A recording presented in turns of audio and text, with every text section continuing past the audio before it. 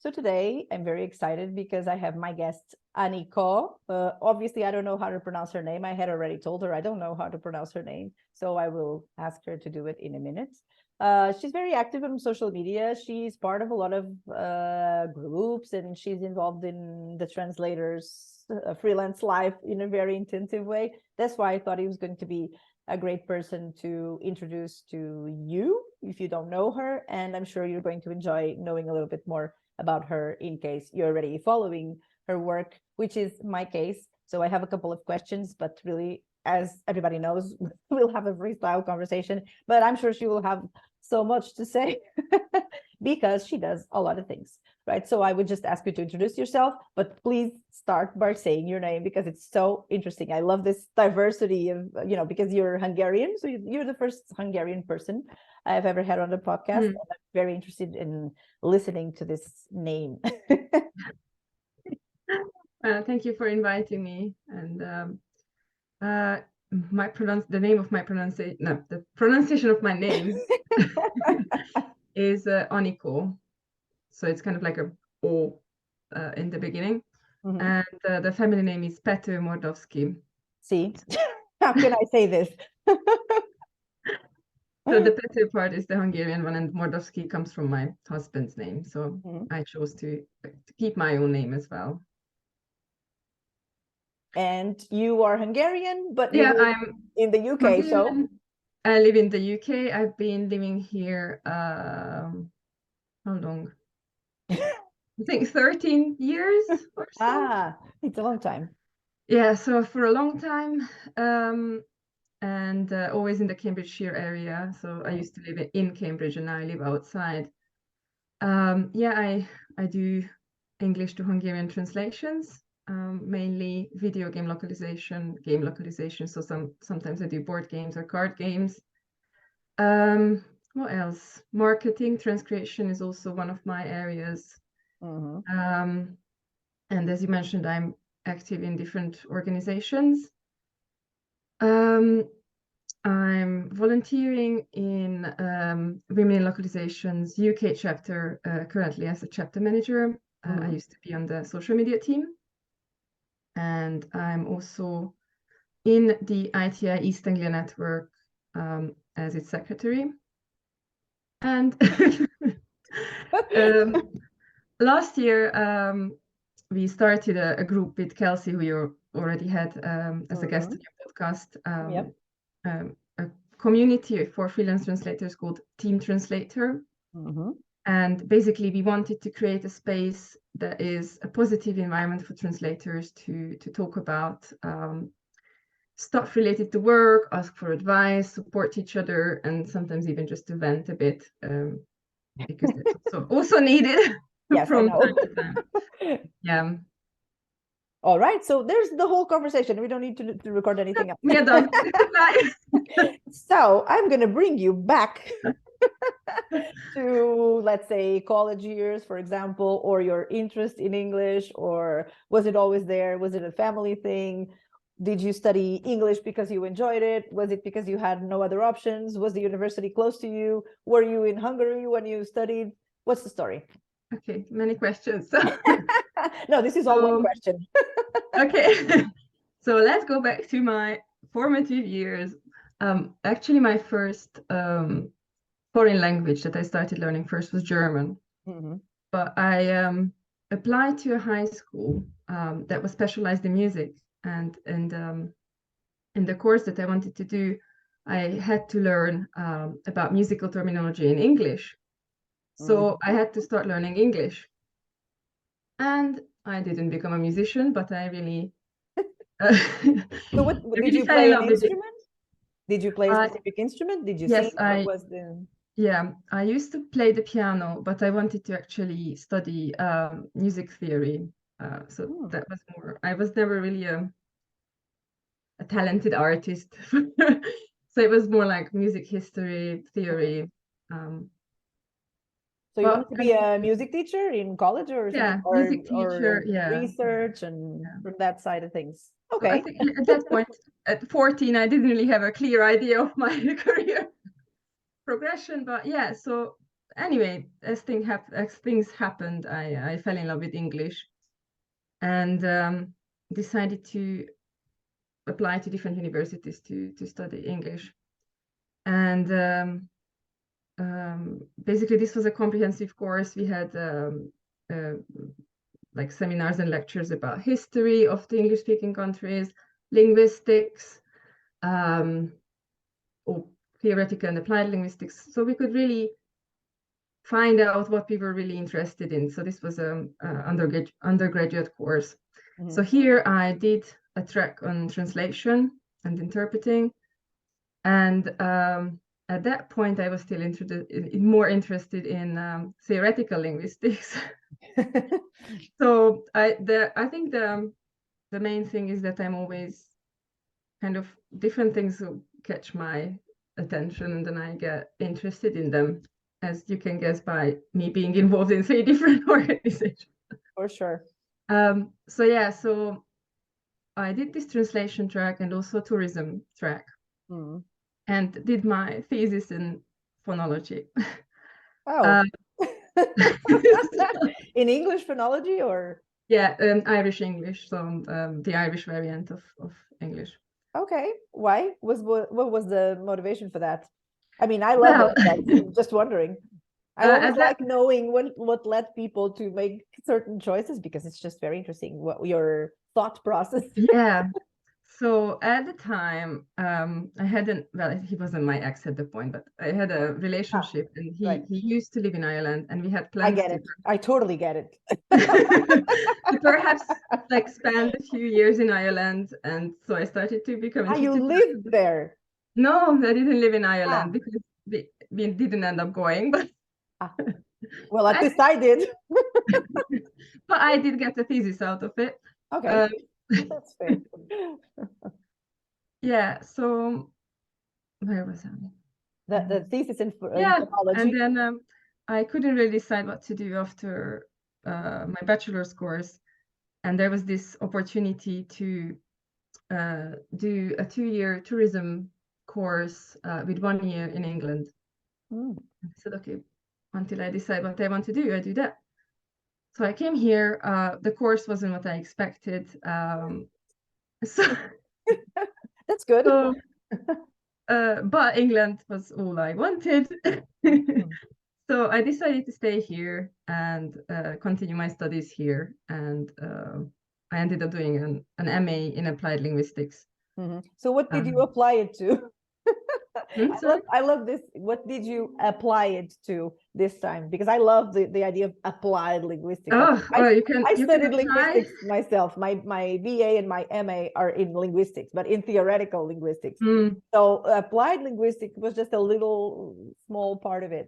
So I always wonder what people apply it to. Yeah. So basically you can apply it to anything. Yes, I know. But what did you do? Yeah. So the course I took was focusing on teaching and language acquisition. But also we had some reading about what's it called? Forensic linguistics that I found interesting, but I never took it anyway. And sociolinguistics. So yeah, so there's so many other things. The course was mainly about teaching English. And then in the end, I actually decided to do my own research for my thesis, and it was about bilingual Hungarians and how their language changes when they move to an English-speaking country in this case. So you took yourself and transformed yourself into your thesis. Well, I did interviews with other people. Yes, I can imagine. I can imagine. Yeah. But you were like part of your own study. So were you observing yourself? You were not one of the informants, obviously, right? No. I think if I had to do it again, I would do things a bit differently. But no, I did not observe myself. Yes, I guess it would be a bit biased, let's say that. Yeah. So you went into the working world, let's say that, and what happened there? It's always one of those moments, right? What happens there? Did you already have clues while you were in college about what you wanted to do, or was it like, here I am, I have no idea what I'm going to do, and something showed up? What's your story on that? Well, actually, I met during my studies. There was another girl who worked at a local translation agency. Mm-hmm. And she said that, oh, they have an opening for a maternity cover as a project manager. Mm. And to be honest, I never really thought about project management as a career option, because I guess nobody does. I think nowadays it's changing, and people do go into it.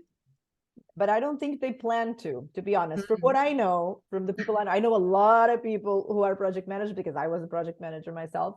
But I don't think it's the plan that you make, because usually people have a translation background or something similar. They studied languages or not. Sometimes I know people who studied business and actually became project managers. I have a few examples. And I don't think that is a career that you plan. You plan to be a translator because this is you study translation language, but it seems very obvious that you are a teacher, that you are a translator, one of those things. But to be a project manager, which is already a very specialized part of the translation business, really. So I guess it's nobody's plan. At least that's what I think. So obviously, I would expect it not to be your plan. But then you went for it and you loved it.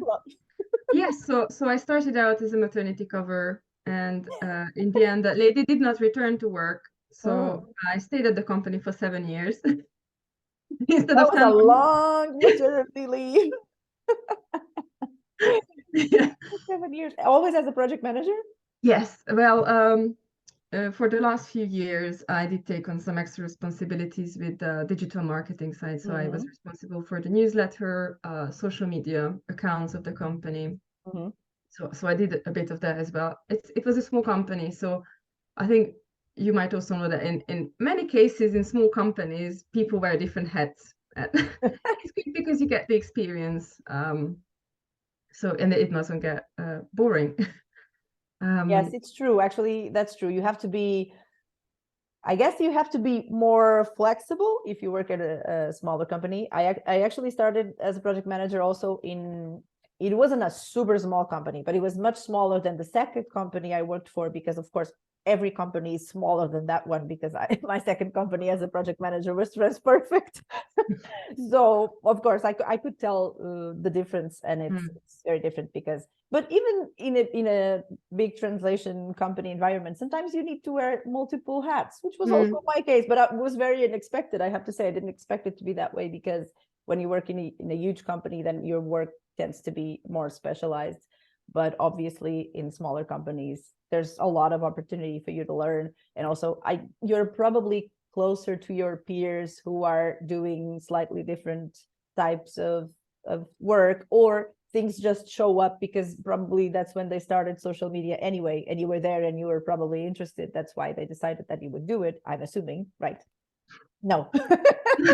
No, the lady who was looking after marketing left, and yeah. So every time someone left, I mean, I was always there. Fortunately, you were there to take over their job. Yeah, now that you put it that way, yeah. No, I'm not just sitting around waiting for someone. But you weren't doing any linguistic work as such, because I mean, let's face it, there's a lot of types of project managers. I was the type of project manager always that was very, very involved in language quality, right? So nothing could leave the companies, the bigger company, the smaller company, without me. If I was managing that project or that task, whatever it was for whatever client, I had to be the one signing off, right? Saying, okay, this is good, this is going to the client. So I would always know exactly the content and whatever happened in the whole project, just take it from start to finish in every possible way, which is really what I like about project management. I love the fact that you're involved in every step, because that's what I like, that vision of the business. I really enjoy it. So I'm assuming that you also had some linguistic responsibilities in that kind of context. So basically, my job involved everything from quoting for a job, preparing the project, placing the project, liaising with translators, clients, queries, all these kind of things. then I also had to check the final files. So even if it was in a language that I didn't speak, I had to go through and make sure that everything was there. All the numbers are correct, the names are. Those checklists, right? For Yeah. formatting. Yeah. And then I also did the invoicing for the project. And also we didn't have like a dedicated vendor management department. So it was also our responsibility as project managers to, if we needed a new translator, we went out in the wild online and found the right person. So so it was many things. In terms of linguistic things, we didn't have that many Hungarian projects, but we did have some. So I always looked at what did the translator do there? But it was mainly the actual organization side of the project. And then how did you jump into being a freelance translator? Because it's a totally, like I always say, yes, you might have a linguistic part involved in being a project manager, but let's say that it's the type of activity is completely different. And I think you need to, almost split your brain, and one is for this and the other one is for that, because it's a different kind of focus. So what happened? So the company started doing, it was a project for, I don't even remember how many languages, like multilingual languages, little children's stories. And I started doing the Hungarian translations because I had the translation background. Oh, that's a beautiful way to start.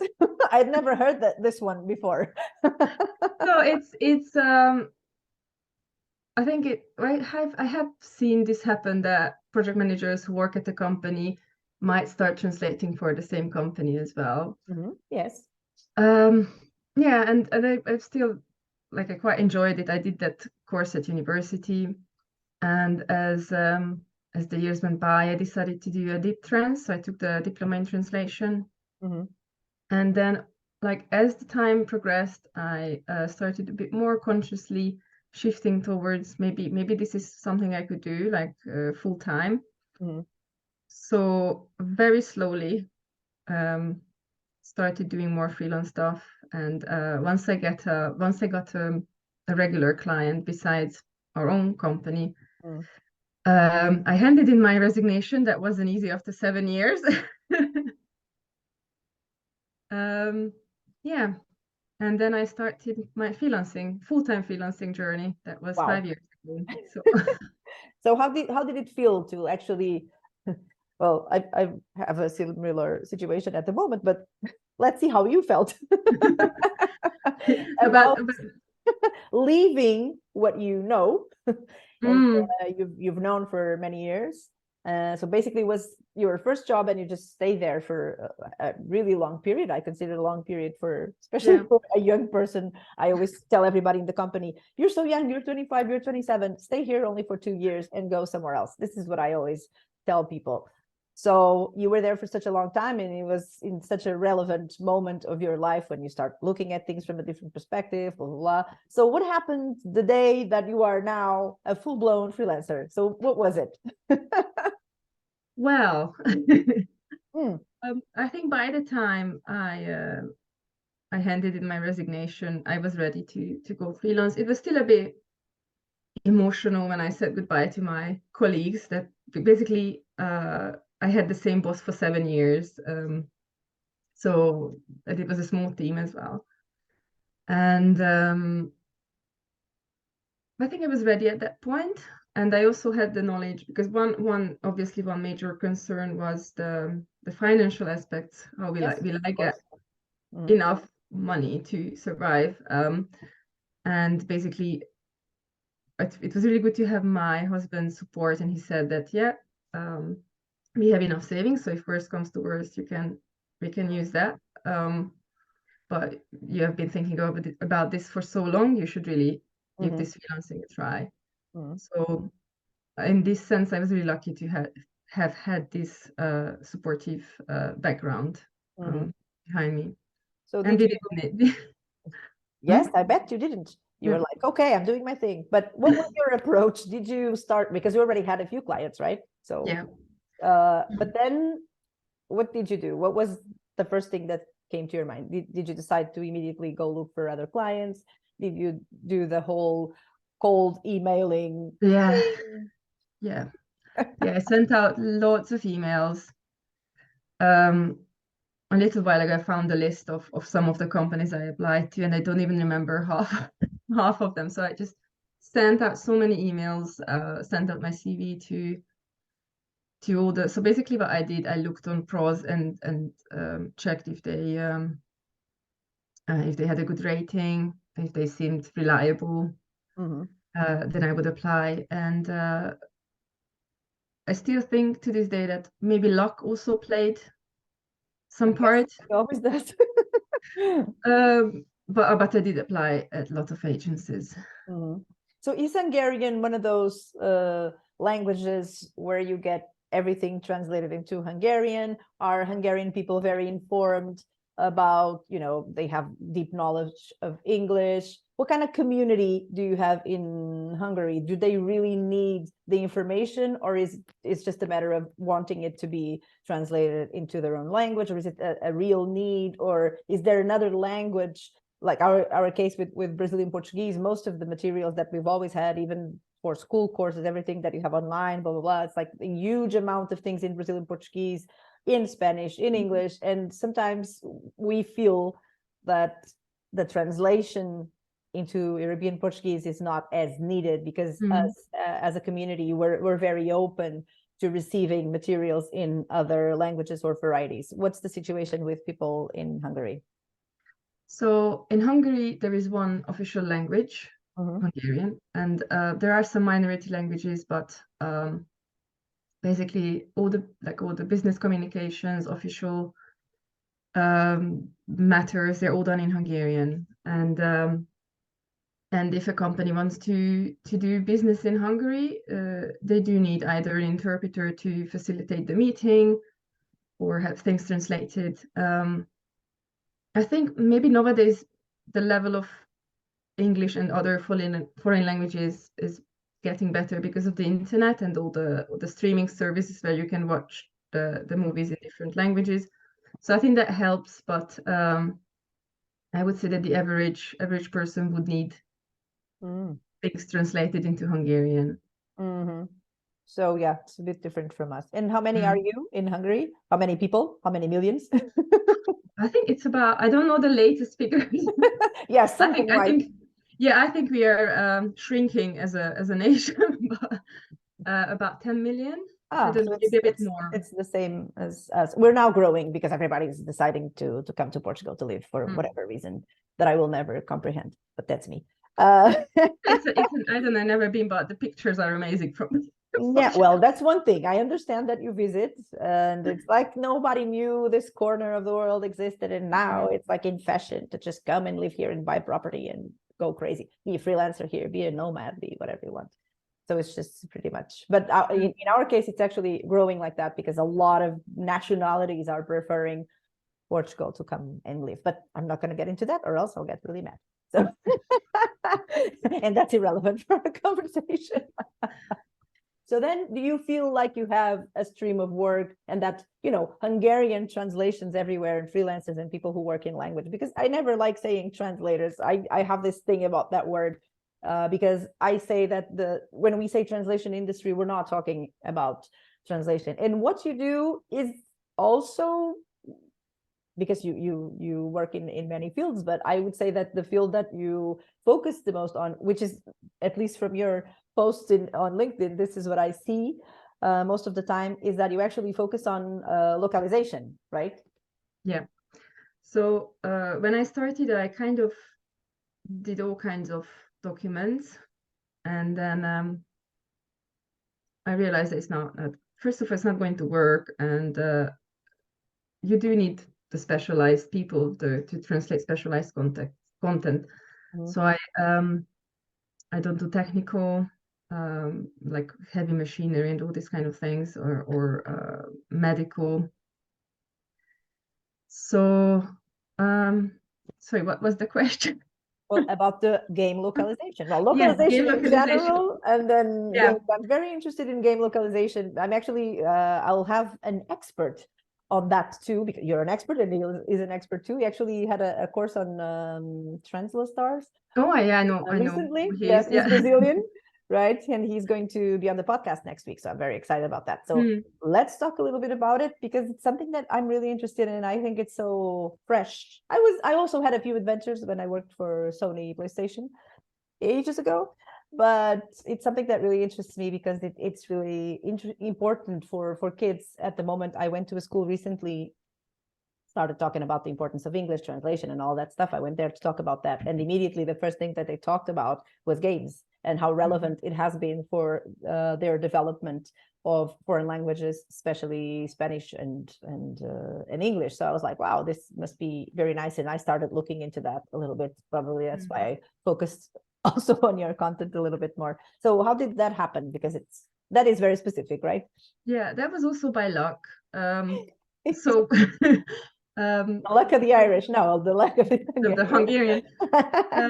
One of the first clients I got outside the company where I used to work at was a video game localization company, and so they put out an ad on Pros, and I applied. I did the test translation, and they started working on that particular game for them. And again, as time went by, they started sending me different kind of materials, like so it's not just in-game content. Most people would think that when you are a game localizer, is all you do is like so there's a user interface and the in-game dialogues and all these things inside the game, but then you also have like you can have the legal documents, agreements, even like Steam descriptions. Like, I don't know if you know Steam. If you could explain briefly. So it's you can look at the game and you can buy the game. So it's a platform for video games. So you can select the language that you want to read the content in, and I would say not all the games, but many games have description in different languages. And it tells you like what languages the game is available in, what specifications you will need. So it's a platform for video games. So that's one part of the job. I do a lot of those marketing texts, so like little social media posts for the games or newsletters for the players. So it's really varied, and it's not just in-game content. And even within the in-game content, you get different things, and you can get lots of like puns, jokes, rhymes. So it's quite fun. Names of characters that sometimes you have to localize. Sometimes, yeah. Sometimes you don't have that. You just keep opportunity. You just have to keep them. Yeah. So this is like your main focus. Would you consider this your main focus, or? Yeah. Yes. At the moment, this. Yeah. Yeah, that's what I've been seeing on social media. But amongst all this, right, we already established that you like doing totally different things at the same time. And so you felt the need to actually be a part of other institutions and groups and all of that. So what's the story with women in localization? So how did you come across that opportunity or that idea? So there was an ad on LinkedIn, I think, that they were looking for a volunteer to join the social media team. And I thought that, oh, great, I have some experience with digital marketing. I could try and apply. And yeah, I joined the team. And the reason behind that was to be a bit more involved with the industry, to network, to learn. So one good thing about volunteering is that it's not just that you help others to get more information, make new connections, but you yourself also learn a lot, meet new people. So it's really rewarding in many different levels. Yeah. And yeah, that's how I joined. And when the term of the the previous chapter manager has come to an end, she asked if I wanted to take over from her, and this is how I ended up being the chapter manager. So do you go to a lot of events even outside Women in Localization? Because in the UK, there's a lot of things that I've been, looking at, even this unconference thing that I'm really... Oh, yeah. Did you go there? Yes, in Cardiff, there was it's not a conference, it's an unconference, exactly. Yeah, so I go to a lot of events that we organize with Women in Localization. It's been mostly online, and we are now starting to go back to in person, and actually next month we will have a hybrid event with in person and online parts. I also go to translation conferences just as myself, so not representing anyone.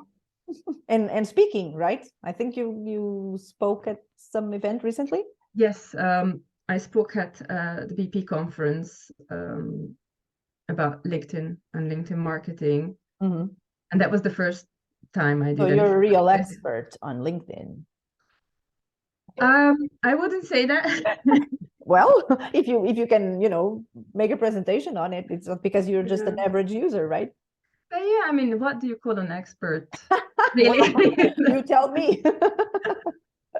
Well, I did an experiment for 1 year, so all my experience and expertise, if I have any, then that comes from there. So what was the experience, or the experiment, not the experience, the experiment. So the experience comes from the experiment. Let's make vocabulary clear.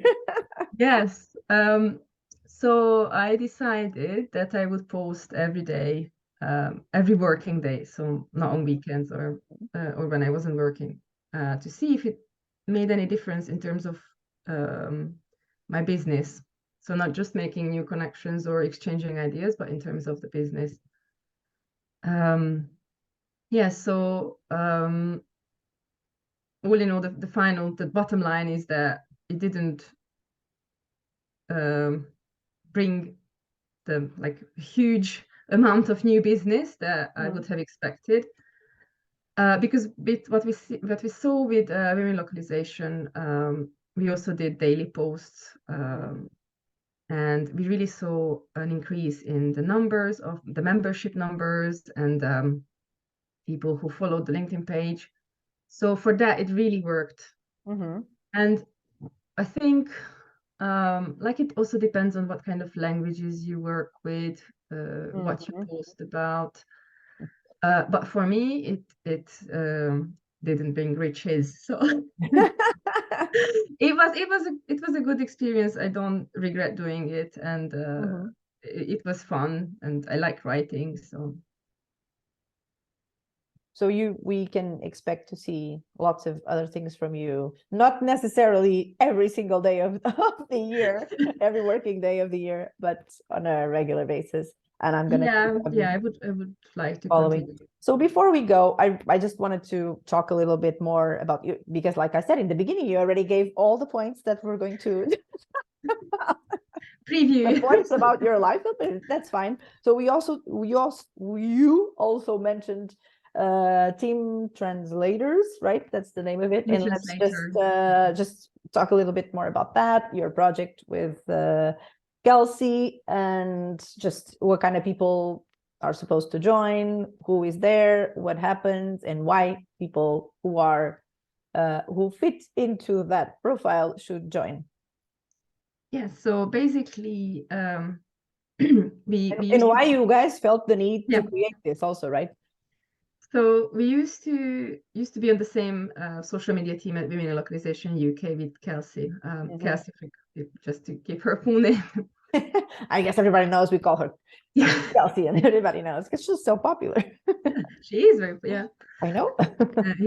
And we had a lot of discussions about all different things, and one of the things we talked a lot about is the agencies that are this relationship with agencies and freelancers, where the agencies dictate what's happening financially with the freelancer, and we thought that so basically online, if you read forums and you read rants about the very low rates that are like bordering exploitative, then it's just hate, and there is no real solution. So people just go there, rent, and okay, this agency is terrible, don't work for them. But there wasn't an actual real solution anywhere that we could see. So we talked a lot about this, and we thought that, oh, maybe it would be best to have like a community where translators can talk to each other, and instead of focusing on the negative, acknowledging the negative, but thinking of solutions. How can you raise your rates? How can you charge the rates that you want? How do you market yourself? And basically these conversations led to starting this Slack group called TeamTranslator, and we also started creating some free resources for translators. So we have a rate calculator, and you put in what you want to earn in terms of what you need to earn to support your lifestyle. And it kind of counts backwards and tells you how much you should charge per hour and per 1,000 words. And there is also a guide to scams, because as we know, there are quite a lot of scammy activities going on in the translation sphere. So how it's actually aimed at more like newbie translators who haven't had the experience, how they can avoid being scammed. We also have a list of events going on in the industry, podcast recommendations. We I don't know if we've added yours, but we will definitely. I don't know. I don't remember. Yeah. And yeah, so we started this Slack group, and it's for any freelance translator, whether it's a newbie or a veteran. I don't know if I can say that. And basically it's just a community to talk about everyday things. There is a channel where you can celebrate your wins. So if you had a new client, you can write about it. There is a channel for memes, like random. The channel is called Random, so you can post fun things there. So it's grown quite a lot. We started in November, and we are already over 650 members. So it really seems that there was a need for such a positive community. Yeah.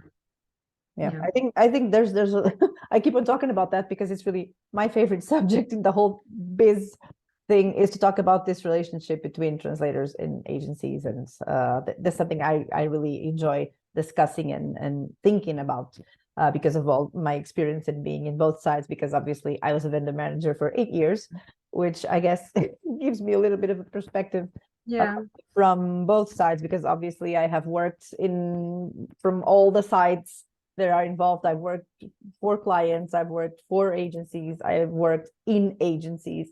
So I've been a freelancer, I've been in-house, I've been everywhere, and it's really a subject that it's dear to my heart, and I'm always open to discussing that, and also rates. So those are two very hot topics that I enjoy discussing.